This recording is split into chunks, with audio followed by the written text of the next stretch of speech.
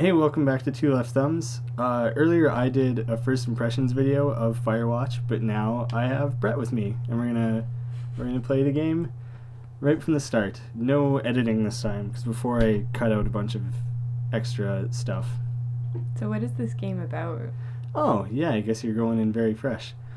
Blind. So the reason I was originally interested in it is it was made by some ex-team members from some really cool dev teams who worked for Double Fine, some people who worked on BioShock, some people who worked on, I don't know, cool people. I don't know why you're asking me. me. Basically the people who worked on it were cool, and so I was interested in the game really early on. And I tried to avoid things too, because I thought it would be more interesting to know very little about the game. And so the game sets up the story pretty nicely at the start here. Let's just go in. I'll let you go in totally blind. We'll just Okay. the first 15 minutes or so is purely story setting up. So it's really text heavy before it actually starts getting into actual gameplay. Okay. Boulder, Colorado, 1975. Do you see Julia? Well, This is interactive. You can do something at this point. It's the only choice, but it starts giving choices. She's about your age, late 20s, laughing with well-dressed professors and grad students from nearby Colorado University? Yeah, Something? You, Henry, are out drinking with your pals. I'm Henry. you are Henry. You're You're also drunk. So now you get to start choosing things. Now it's where it starts becoming like a branching path.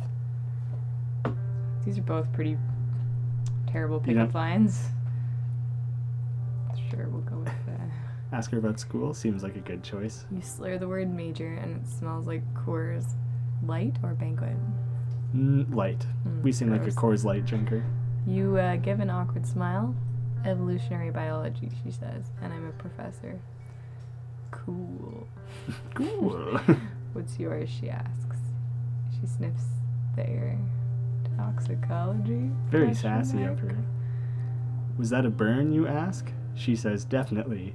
Worried she hurt your feelings, she asks you if you want to split a cheeseburger. 1 week later, you are Julia, the professor's boyfriend. Yeah, it really does a 180 there. You approach her and you're just shitty and drunk, and then she really bridges the gap there. The perfect pickup. I'm already seeing some flaws with this game. Some realism flaws. It'll split together little interactive moments so you're not just looking at dialogue for 15 minutes straight. Pickup. What is it? It tells mouse controls. I'm assuming A. We're using a controller right now, and for some reason it doesn't tell you. Trigger. It was trigger? Yeah. That's stupid. I mean, it's not the stupidest, but Car parks. Super creepy. Always look both ways when exiting a car park. Or entering a car park. anything involving car parks? There's one car in here. Presumably your own. Either that or I'm stealing you really- a truck. You ran to it. You were being very quick about things. There's a chance you're thieving it. You take for Well, I mean, that didn't really sum up our dating experience very well. Yeah, it's a weird. Oh, I think it's splicing together the part that follows after this intro part. I just realized that Oh. now. You move in, you share an apartment near the school with a view of the mountains. You two drink beers out on the deck. You drink beer just about anywhere. Life is good. It's funny when there's only the one choice. Except, yes, life Julia is wants good. to get a dog. Well, in an apartment. There's a scruffy, undersized beagle. Julia is in love. She wants to bring it with her to class. There's also an intimidating but gentle-eyed German shepherd. Nothing bad could happen to Julia while she's walking this dog. It's badass. You live in an apartment. It would be irresponsible to get a German shepherd. So I'm gonna go. You want to name you want a Bucket beagle the named Beagle. Bucket though? Well, I don't love the name. Bucket the Beagle sounds like a dog that runs into closed like glass doors and like pisses on the carpet a lot. Oh, I have to love him. You can't hate it. 1979. You talk out on the deck. It's summer, 9:30 p.m., and the heat still radiates off the high desert. I think it's been 4 years, right? It was 1975 at the bar? Yeah. Okay. Kids, they're not very smart or good at much. I'm saying if you and I have a couple little idiots. Whoa. I'm putting the decisions in your hands because I already kind of did this once. I wonder what did... Well, I mean,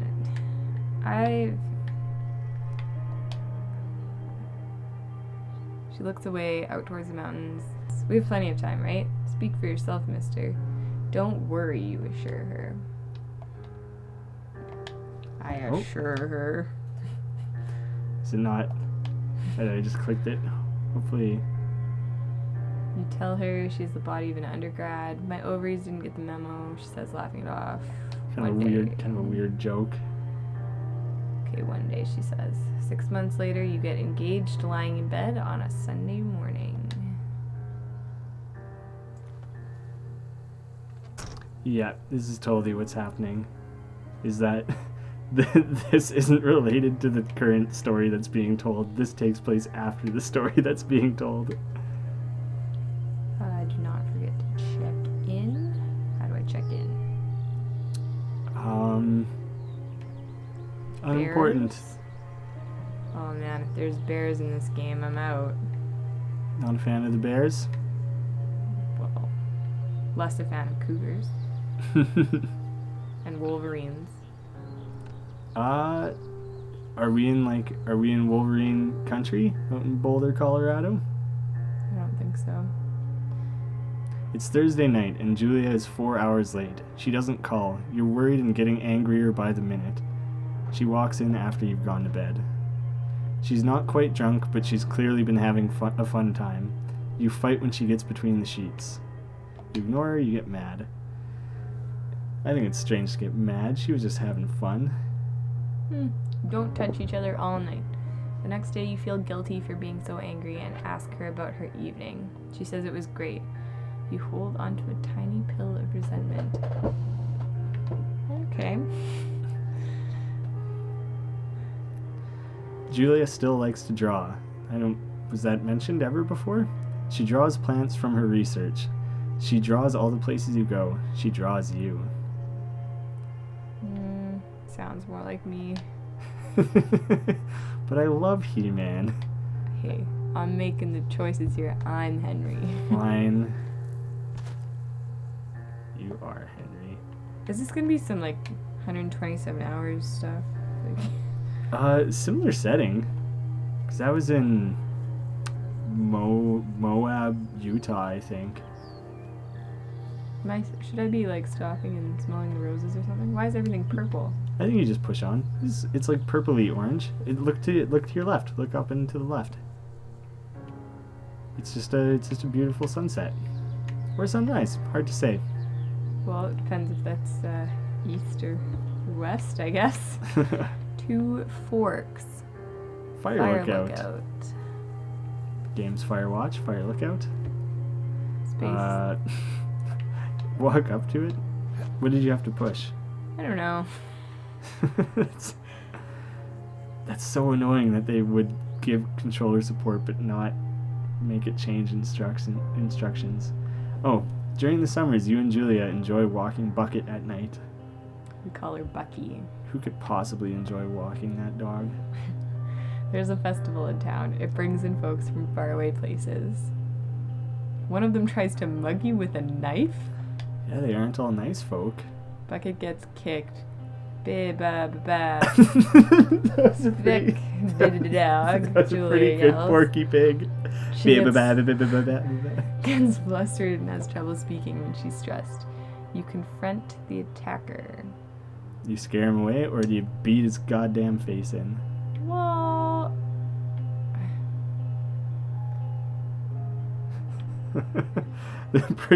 I don't really know how you'd scare a mugger. Yeah, I don't... Your arm gets cut up, but you beat the guy to a pulp. You don't feel very tough. You cry your eyes out before the cops show up. Julia asks to take a different path from that day forward. You say okay. You don't want to go that way either. From then on, you walk by the river. Okay. I thought it was talking about like a psychological path. This or whatever. is some dramatic music we have. Yeah, Very it really quietly. shifts. Big tonal shift. Plans to have kids get waylaid by work. Man, we must be almost 30 at this point. Well, she was a professor, so Yeah, she was she's already probably 30 almost or something. 40. That makes sense as to why she wanted kids so soon. Why she was like pushing it? Julia gets offered a job at Yale. Yale is in Connecticut, 2,000 miles away. It's a great job, associate department chair. She wants to move. You absolutely do not. Neither. Take it. Both poor situations. Yeah, I mean... You told her to when take you're that, it, though? Yeah, when you're that committed, I feel like You ask her if you she'll... either move or... Yeah, it's pretty shitty if Henry did not Like, move. what is our career? We have no sense Yeah, of it what our doesn't situation really doesn't is. say, actually. So Henry's just a dick, I guess. You ask her if she'll commute back and forth. You don't want to move to Connecticut. She says that'll be hard, but she'll do it if you won't move. You tell her not to pass it up if that's what she wants. She agrees and flies back to Boulder 3 times each semester. It's not very much. Yeah, every 6 weeks or so? That's like... But, like, are we going to Connecticut? Sounds like no. Not really pulling your weight in this relationship, Henry. Yeah. 1985, so it's been a decade. Julia is sent home from Yale on paid leave after having an episode. She lost it on a colleague for borrowing books that were important to her research. She didn't remember she had happily loaned them to him just 2 days prior. Okay. She was found crying in the stairwell. I feel like the correct thing to do is talk about it. Option B sounds so nice, like such a nice way out of a serious situation. The fact that she forgot makes me feel like we should talk to someone about it, though. If she had just, like, flipped out, that'd Yeah. be fine. It was probably just like, pinned unwind down. with some wine or whatever. Yeah, but the fact that she forgot makes me think we should talk to someone. After seeing multiple doctors and having many tests, they are worried that Julia might be suffering from early onset dementia. She is 41. Good math on the age there.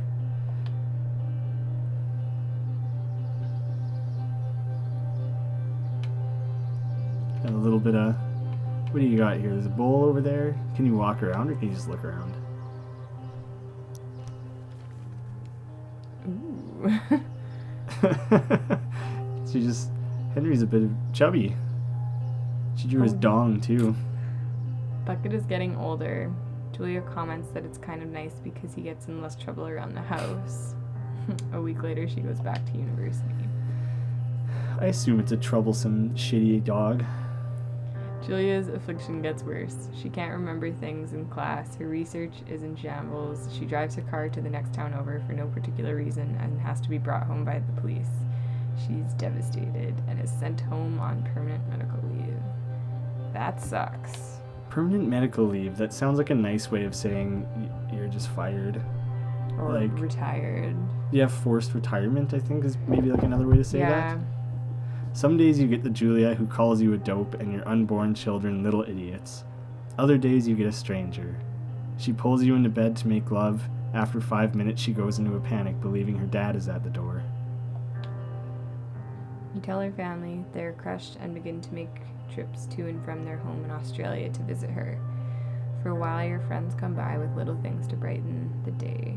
She gets worse. It's weird, it never mentioned things like she draws or she's Australian or anything, but it would have been stupid if it spent 2 minutes up at the top explaining those details. So I get why they didn't. This thing could just be a story if you would include all those details right off the bat. Mm-hmm. You spend your days following Julia around the house. You count the seconds between the 2 weekly visits from Daniel, the nurse. He suggests that Julia could live somewhere else, somewhere with 24-hour care, a home. It sits with you for a couple months. That's a tough choice. Your 41-year-old, presumably wife, did it ever say they got married? They were engaged. Yeah, But, so they probably got married. I mean, it's hard enough to make that decision with an 80-year-old Like a 41-year-old it would be so hard to come to grips with the fact that they're like not the same person anymore. Without having actually dealt with this situation, I would say full-time care. But I imagine in real life that would not fly. Yeah. Juxtaposed with some lovely forest. Aspen trees. Whatever. You can tell they're aspens because of the way that they are. I take no credit for that joke. I stole it. Can I go down here? I believe if you look down, you're standing on a bridge. Hey. No time to be looking down, though. Gotta press forward. Oh. You got away. Well, are we hunting? I don't think so. Her family agrees with your decision. You find a fantastic place in Boulder and move her there. You see her every day, then every other day. Oh, that sounded so happy for one sentence. You go out to the bar with your old friends. It's not the same. You get the feeling that every wife tells her husband, if you ever put me in a home like Henry did, I will cut your balls off. You slowly decide to not see your old friends that much. Julia's sister Susan moves to Boulder to be close to her. She visits her every day. You go with her some of the time.